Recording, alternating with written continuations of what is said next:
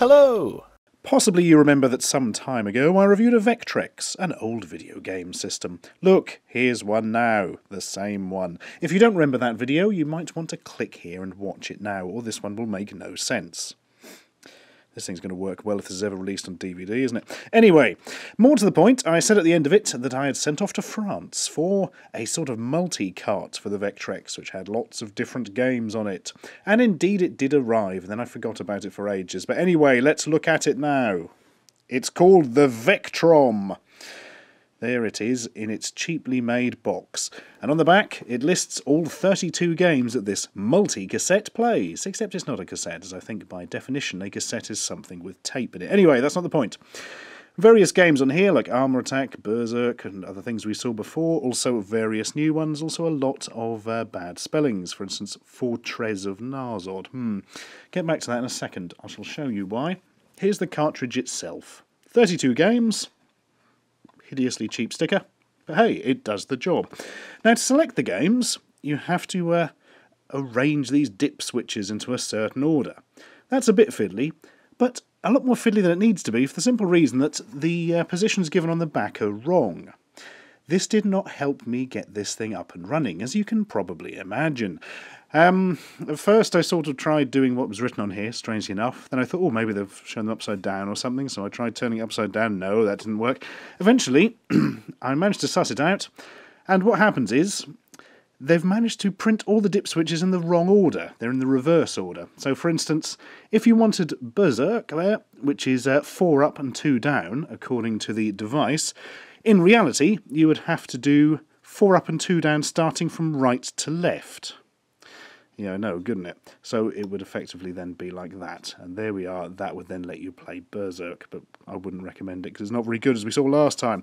Anyway, I've picked a small number of these games to play and amuse myself with and try and remember what things were like in the 80s before I had to pay rent and everything turned to shit. Shall we have a look? Mais oui, c'est le Tour de France, you know, where they ride bikes across France and that. Oh, good God, we're going already without having pressed anything. Ugh. Oh, off we go. Right, well, this is kind of a prototype game, which is why I'm interested in trying it first, as it was never actually released for the Vectrex. Don't even know if it was completed or not. No idea. All I know is my little chap here is apparently 11th, according to the thing at the top, and he's cycling very hard, although when he stops cycling, he looks like a man in a pogo stick. Look, that's a bit weird. There's a lot of strange bird marks across the track, not sure what all that's about, but overall this is quite nice already. You've got kind of lumps and bumps in the road and you can see everything fading in from the distance, though quite why the Tour de France is taking place exclusively at night, I have no idea. A bit frightening actually, keep expecting a ghost to suddenly jump out. Oh, and I found a button where he waves his arms, it's like road rash, look! Can I pick up a bat? Kill him! Oh. Okay, this is not road rash. Not quite sure what that's about then. Is that just for signalling, overtaking or something? Okay, now I can't seem to... what's going on? Why can't I pedal anymore? Pedal, go on, pushing up. Did you run out of steam or something? No, you can't punch people. Okay, this is just weird now. What's happened? Everything's flashing strangely as well. I don't know if you're picking that up on the camera. Probably looks like that all the time through the camera anyway. But I'm completely at a loss now. He won't... Is he tired or something? He just won't pedal anymore. No offence, mate, but you're not going to win a bike race if you can only pedal for about a minute. Oh, great. And now he's gone into cheerleading collapse mode.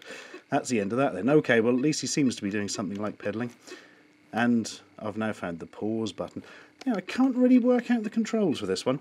I've got to say, it doesn't seem like a bundle of fun. This reminds me of the excellent racing game Hyperchase. Oh, yes, you die there. I'm going to play Hyperchase instead. It was much better.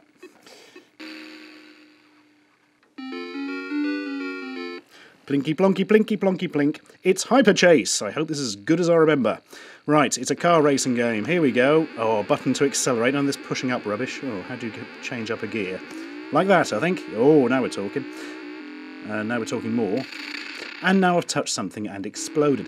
The controls are amazingly sensitive. Tiny little movements on the old analog stick here and you go flying across the road like a maniac.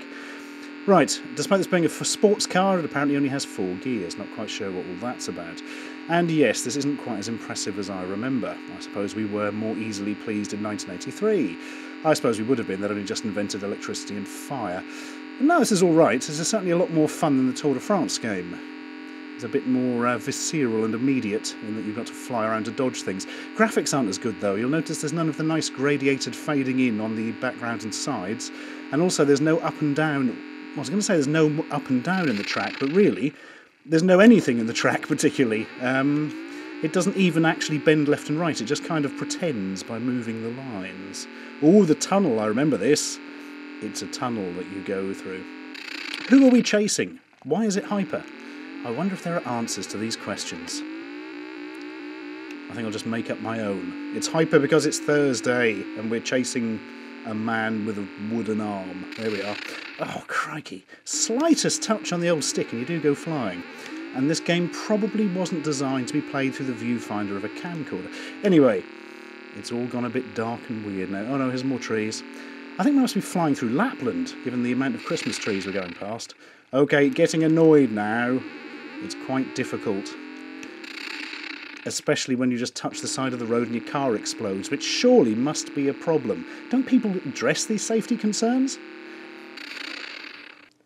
Starhawk, Saw Hawk, it's a game I played years ago and came across by accident, and I'd forgotten just what it was, and indeed how bad it is.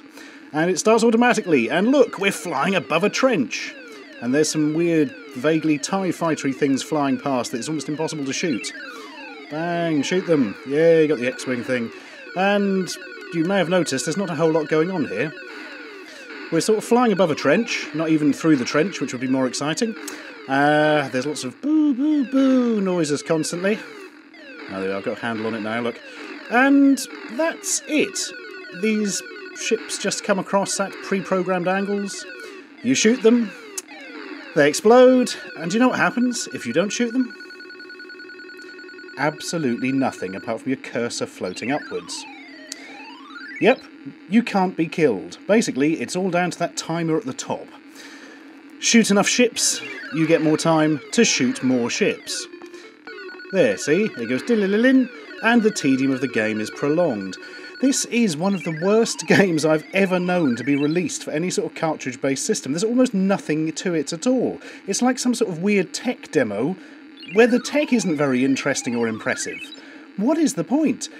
There's almost nothing to it. Shoot the ships, they come from the same directions, and the only reward for shooting ships is you get to shoot the same ships over and over again. My friend must have paid, I dread to think, £20 at least for this back in the 80s, possibly considerably more. I can't remember the pricings. I'll bet he can, though. Ooh. Blimey, this is long and jangly. Pole position, yes! I always wanted to play this and never did. Hyperchase reminded me. Prepare to qualify, or prepare to fail to qualify. Already I like the look of this. Looks a bit like pole position, but made out of white lines. White lines, don't do it. Right. Oh yeah, look at that, it turns nicely. Oh, this is really good actually so far. How do we go up a gear? Which button is that? There we are. It's a completely different button to Hyperchase, of course. And look, actual curving track. Ooh.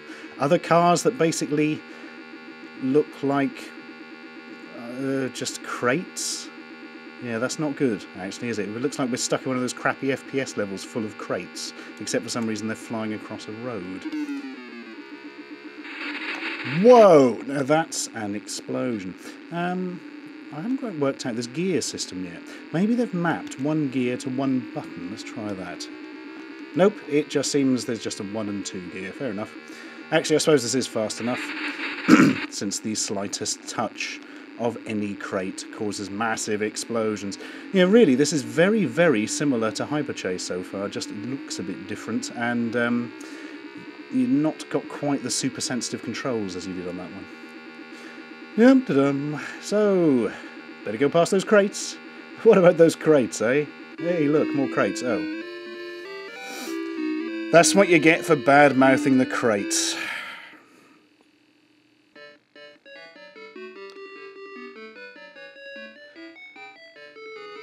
Ah, What more could you ask for?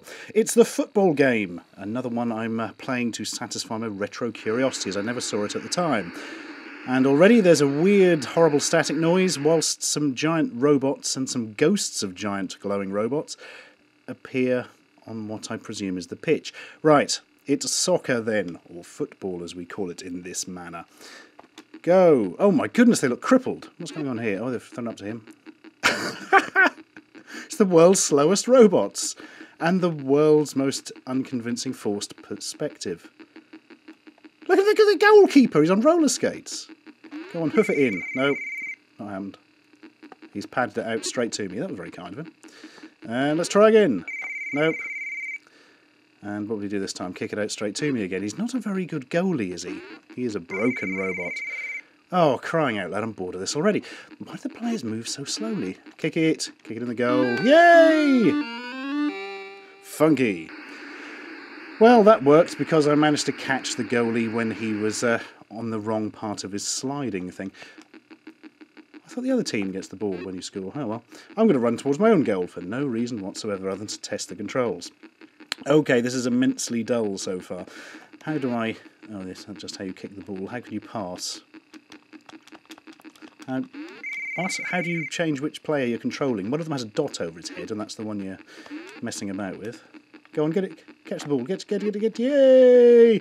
I worked out how to pass. It's pointless because you can just run past the opposition anyway. Oh, he's done that thing where he stops it with his mental powers. Not to worry, I'll just walk. The other team are hardly even interested. What on earth? Are they all on drugs or something? Come on. I want the ball. Oh no, something's happened, look. They've actually got the ball. How do you get it off them? Do you just waddle past them? Yep, until it starts bleeping and going weird. And then you can't tell what's happened. Oh, I've got it off them now. Don't know about you, but I'm probably going to run back down the other end of the pitch. Gee golly gosh. So, you do anything nice the weekend? I might nip up to the beach, take the dog up there. Yeah. Oh, we're over the other side of the pitch. Look, oh, isn't that, yeah. Glory be. I must have played all the good games last time. In fact, I'm going to deliberately play a good game next. Let's get my favourite ever version of Scramble out, shall we? Oh man, memories. I love this game so much. For me, this is the game your Vectrex was made for. Right, off we go. Scramble, drop the bomb, shoot the pellets, stop the things, stop all the things. I've always quite liked Scramble. It's not sort of one of my favourite games, but for some reason, this version always sat very well with me. Also, has anybody ever worked out how come in Scramble, when you shoot a fuel depot, you get the fuel? Because I'm pretty sure it doesn't work like that in real life. Whoops, I've shattered my craft on a jaggedy line. Woo! Bang, boom, blast. Oh, I went back to the start. That's annoying. Oh, dear. That was a bit dangerous. I could have got a rocket up the bum. This is the worst missile defence system in the world, really, isn't it? The missiles just sit on the side of a mountain, and there's about 1 in 3 chance they'll actually fly up and then try and destroy something when it's far too late. Also, how do they move so slowly? And also, they fly up far more than 1 in 3. It's usually about 2 in 3 by the looks of it. I apologise to any statisticians watching. Oh, it's the blobby thing in the caves. I remember a really hard bit in the caves later where you have to shoot up and down. As in move your ship quickly up and down, not literally shoot up and down. There's no control for that. In order to avoid hitting the sides. And it was difficult. But it was fun, and that's what we liked. So anyway, there's a lot of pork pies flying through this place, and for some reason I've got to shoot them all. Oh, extra life or something. Maybe it's a bit like the fuel. Oh, the meteors! Oh man, these are bad. Also, I'm running out of fuel. The meteors cannot be killed. So you just have to kind of hold down here. I wonder if there's a whole army of Ryus off the side of the screen throwing shoryukens at me. Now this is quite a bit of a problem. So you can't move up and down that quickly in the scheme of things. Also, I'm missing all the fuel. That's not going to help. Where's the bit with the caverns that I remember? I've forgotten this meteor bit entirely. Very odd. Also, the fuel depots look like televisions. I don't know why that's relevant, but I've just noticed it. Yay! I got one. And another one. Ah, here's the bit where you go up and down. Look, where is it? I don't know. My memory's playing tricks on me. Nothing new there, then.